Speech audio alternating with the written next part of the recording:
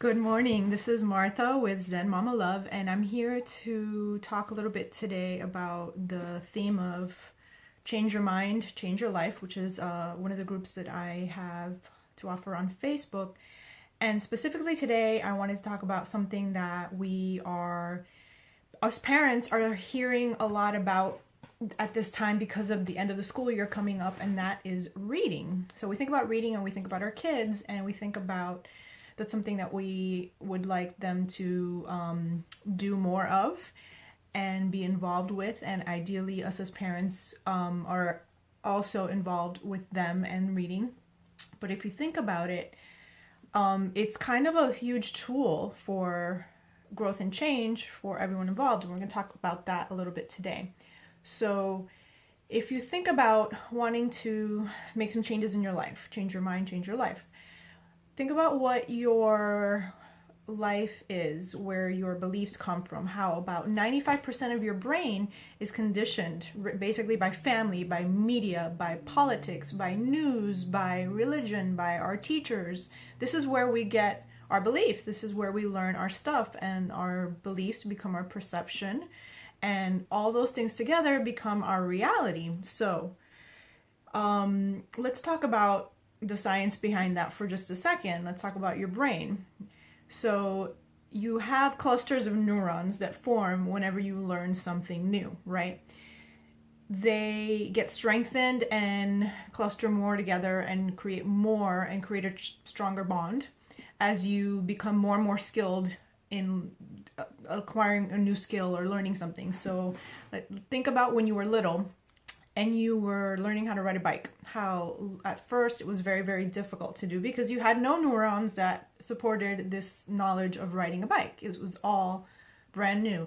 But as you practiced and you did it more and more, and you repeated and you repeated, all those clusters and on those neurons strengthened and got more and attracted more, and then it became like the saying says, it became like riding a bike. So it just became an automatic process. It's not something that you needed to put a lot of effort into doing. Your body just remembered how to do it without, subconsciously almost. Your body just knew how to do it, remembered how to do it. You had the parts in place, and you do it. Okay, so your life kind of becomes that way. Your day-to-day life becomes automatic. We do the same things in and out. If we go to work, we wake up, we take care of our kids, we prepare our stuff, we have our morning routine, we go to work, we do whatever it is we do at work, we come home, it's a routine. We cook, we do this, that, and the other, and it becomes very much automatic. The process becomes automatic, and it maintains itself as automatic until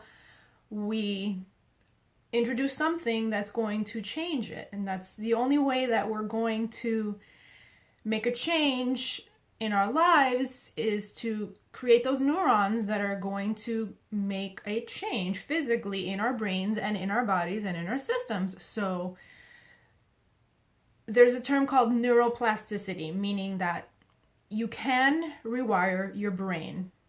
So no more of that, you can't teach an old dog new tricks. Well, yeah, you really can, especially, we're humans and we have such capability to do so many things, and we're not really tapping into that potential. So you can rewire your brain, and it requires obviously some thought or some action, right? But action doesn't necessarily mean that it's got to be something very difficult, strenuous, or time consuming, something that is uncomfortable, right?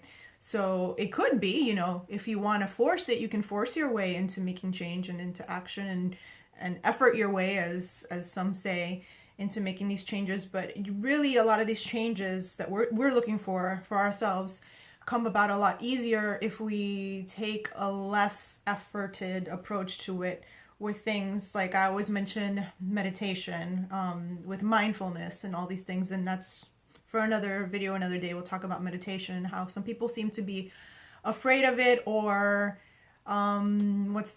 overwhelmed by it, or just kind of like put off it because they're not sure they know how to do it correctly or whatever. So we'll talk about meditation another day, and that's a great tool. But a simple way to rewire your brain and create these new neurons and make changes is reading. If we just take a few minutes a day and choose something to read, choose something that interests you.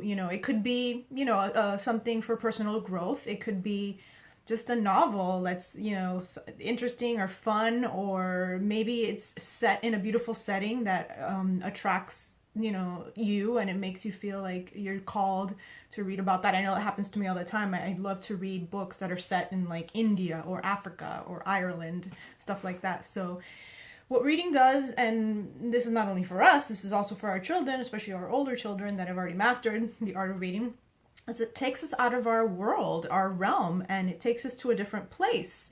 It allows us to feel like we are really, truly there, depending on how much you can connect to what you're reading. I remember as a child being a voracious reader, and my mom, when I was 7, 8, 9, used to have to take me to the library every week, and I would come home with a stack of 12 books.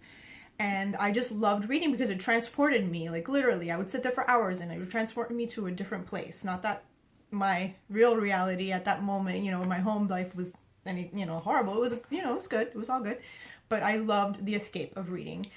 So again, it takes you to different places. It teaches you new concepts. You learn. If you want to learn about personal growth, find something that you're interested in. Read about meditation. Read about some subject matter that you don't know about, that maybe you're curious about, that someone has mentioned to you, and you start to hear it more than once, and you think, oh, let me, read into this and see what it's about. Because when you're reading, you're feeling, your body is feeling the changes, and you're feeling and you're imagining those things that you want, and it creates a shift in your body, creates a shift in your mind. So, that's an easy way where you can take that concept of change your mind and change your life, is by just incorporating a little bit of reading into your routine every day and see where that takes you. So I hope this helped, gave you some information today, maybe something that resonated with you. And if it did, I would love it if you would leave a comment below. That would make my day.